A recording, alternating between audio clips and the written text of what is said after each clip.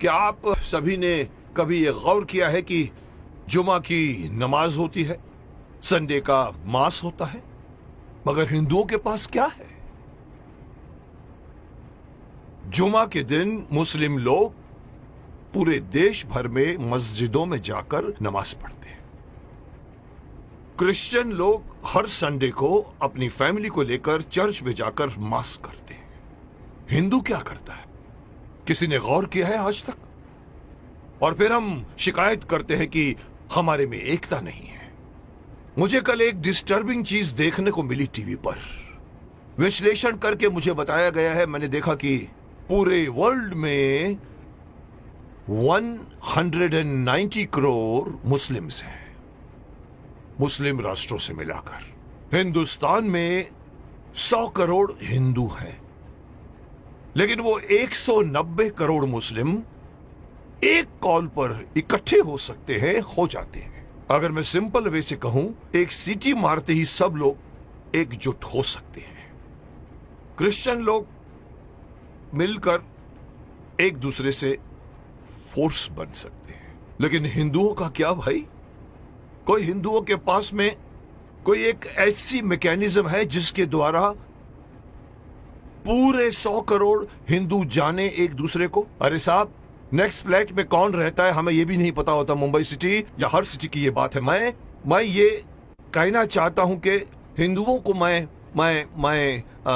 Again मैं वही कहूंगा कि मैं कहना चाहता हूं कि मुझे पता नहीं कि मेरी बात में कितना वजन है, लेकिन मैं पूरे देश के धर्माचार्यों को, मैं देश के पूरे संत समाज के जो बड़े बड़े आसीन पदासीन है, मैं उनको कहना चाहूंगा, आह्वान कीजिए, आप एक दिन मुकर्रर कीजिए, एक दिन फिक्स कीजिए, हफ्ते में एक दिन आप अपना लीजिए। और अगर मुझसे पूछो तो वो मंगलवार आ सकता है, क्योंकि मंगलवार हनुमान का दिन है, हनुमान जी का दिन है। एक दिन मुकर्रर कीजिए, एक दिन फिक्स कीजिए, जिसमें पूरे देश भर के लोग अपने अपने इलाके के मंदिरों में जाकर 1 घंटे के लिए बैठ जाएं। क्या करेंगे आप लोग बैठकर? मुस्लिम लोग नमाज पढ़ते हैं, क्रिश्चियन लोग उनका एक अपना सिस्टम होता है, उनके फादर बोलते हैं। आप लोगों को, हिंदुओं को, कोई सिस्टम बनाने की कोई जरूरत नहीं, कोई आरती नहीं, कोई पूजा नहीं। आप ओमकार नाथ का जाप कीजिए। ओम 1 घंटे तक पूरा, जितने भी लोग, चाहे 50 हो, चाहे 100 हो, चाहे 200 हो, एक साथ मिलकर 1 घंटे तक आप ओंकार नाथ का जाप कीजिए। दूसरा ऑप्शन मैं दे रहा हूं, ओम नमः शिवाय, ओम नमः, इसका पाठ करिए आप 1 घंटे तक, या फिर गायत्री मंत्र का जाप कीजिए। अब आप देखिए मैं क्यों इस बात को उठाना चाहता हूं, क्योंकि हमारे हिंदुओं में ये एक बहुत बड़ी मान्यता है कि अपने आप को बहुत सहिष्णु मानते हैं और कहते हैं हिंदू हमारा धर्म, हमारा हिंदू समाज अपने धर्म के प्रति जागरूक नहीं है, अपने धर्म के प्रति पूरी तरह से कमिटेड नहीं है। धर्म, कहते हैं हमारा हिंदू धर्म धर्म नहीं है, हमारा धर्म जो है वे ऑफ लाइफ है। मैं हमेशा से मना करता हूं, धर्म था, है और रहेगा। और जब तक आप इसको अपना धर्म नहीं मानोगे, तब तक आपके अंदर कभी भी एकता नहीं आएगी, कभी भी आपके अंदर मोटिवेशन नहीं आएगा, कभी भी आपके अंदर फोर्स नहीं आएगा। इसलिए मैं चाहता हूं कि सारे हमारे पूरे देश में आप इमेजिन कीजिए कि एक साथ पूरे देश में आप एक टाइम फिक्स कीजिए। मेरे हिसाब से रात को 7 से 8 बजे का टाइम फिक्स कीजिए। सब लोग अपना अपना काम छोड़कर अपने नजदीक के मंदिर में जाएं, 1 घंटा बैठें और 1 घंटा बैठ के अपनी सभा होगी, जिसका नाम मैं सजेस्ट करना चाहता हूं। हो सकता है नाम इसका मंगल धार्मिक सभा हो सकती है, या मंगल धार्मिक मिलन हो सकता है, या मंगल धार्मिक मिलाप हो सकता है। आप लोग वहां जाइए। हर हिंदू, मैं अगेन बात करना चाहूंगा, इसमें बौद्ध भी आ जाते हैं, सिख भी आ जाते हैं, जैन भी आ जाते हैं, उनको भी आना पड़ेगा, उनको भी साथ में आना पड़ेगा, क्योंकि 100 करोड़ में उनकी गिनती होती है। उन सब लोगों को अगर ये आदत पड़ जाए, हर मंगलवार रात को 7 से लेके 8 बजे मुझे अपने परिवार वालों को लेकर, साथ में बच्चों को लेकर जाइए और मंदिर में जाके बैठ जाइए। एक मेडिटेशन की तरह से आप लोग बैठकर वहां पर एक सभा कीजिए।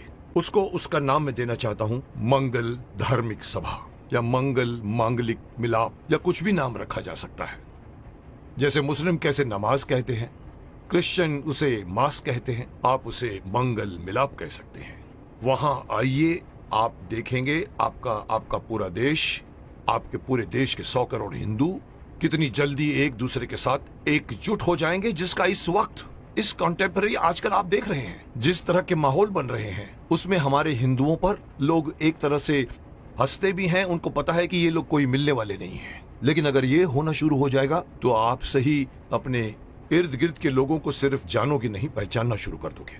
जैसे कि मैंने कहा कि सिटीज में पता भी नहीं होता कि नेक्स्ट फ्लैट में कौन रहता है। इस बहाने आप आइए, बाहर निकल कर आइए, अपनी ड्यूटी मान कर आइए। मैं हर हिंदू को कहना चाहूंगा, और इसके लिए मेरी बात नहीं, मैं बड़े बड़े जो हमारे धार्मिक हमारे जो संत हैं, गुरु हैं, उनको मैं आह्वान करना चाहूंगा कि आइए आगे और अनाउंस कीजिए कि हर मंगलवार को 7 बजे से 8 बजे हर हिंदू को किसी नजदीकी मंदिर में जाकर 1 घंटा बैठकर आपको मेडिटेशन करना पड़ेगा। जो बैठेगा उसको भी फायदा होगा, क्योंकि मेडिटेशन में बहुत ताकत है। और दूसरा फायदा यही है कि आप लोग मिलोगे, एकता करोगे। और इस वक्त हिंदू समाज का एकता में आना बहुत ही अत्यंत आवश्यक है।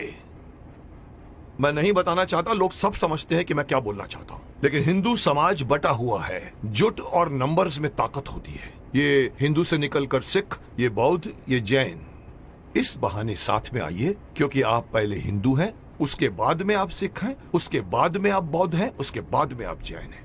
मेरी एक छोटी सी गुजारिश है कि मैं अपनी तरफ से सलाह देना चाहता हूं कि देश भर में कुछ ऐसा कानून बनाया जाए। ये कानून के दायरे में हो या पता नहीं धार्मिक दायरे में हो, लेकिन ये किया जाए, और तब जाकर दोबारा कोई ये नहीं कह सकेगा कि 100 करोड़ हिंदू बटे हुए हैं। क्योंकि हर मंगलवार को एक मांगलीय रूप से मिलते हैं और एक दूसरे के साथ आप बातें कीजिए, मिलते रहिए, लोग एक दूसरे को पहचानना शुरू कर दोगे, जो कभी नहीं करते आप। अंत में मैं हर हिंदू को इस बात से आगाह करना चाहूंगा कि अगर आप अपना फायदा चाहते हैं, अपने देश की भलाई चाहते हैं, अपने समाज की, अपने परिवार की भलाई चाहते हैं, तो एक होइए। और इससे आगे बढ़कर एक और बात कहना चाहूंगा कि धर्म को धर्म मानिए। यह मत कहिए कि वे ऑफ लाइफ है। और तीसरी बात, अपने बच्चों को अपने धर्म में इन्वॉल्व कीजिए। मैं अक्सर देखता हूं कि माँ बाप मंदिर में जा रहे होते हैं और छोटे बच्चे मम्मी से कहते हैं कि मम्मी मम्मी मम्मी मेरी सहेली मुझे खेलने के लिए बुला रही है, और माँ कहती जा।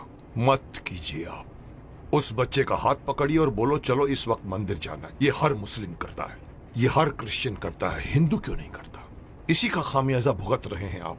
बच्चों को बचपन से गीता पढ़ाइए, बच्चों को मंदिर लेकर जाइए। 1 घंटा या जब भी आप मंदिर में जाते हैं, विजिट करते हैं, बच्चों को साथ में लेकर जाइए, ताकि धीरे धीरे वो अपने देवी देवताओं को पहचानना शुरू करेंगे और एक हो जाएंगे। अब कोई मुझसे पूछेगा सर आपकी ये बात क्यों माने हम लोग, आप होते कौन हैं हमें ये बात कहने वाले? तो मैं सिर्फ शक्तिमान का एक डायलॉग आपको बताना चाहूंगा, जिसमें पूछा था कि आप कौन हैं, तो वो कहता है कि ना तो मैं कोई अवतार हूं, ना ही कोई फरिश्ता, बुराई का दुश्मन हूं, सच से है मेरा रिश्ता। दुश्मन मेरे बुरे लोग नहीं, बुराई है।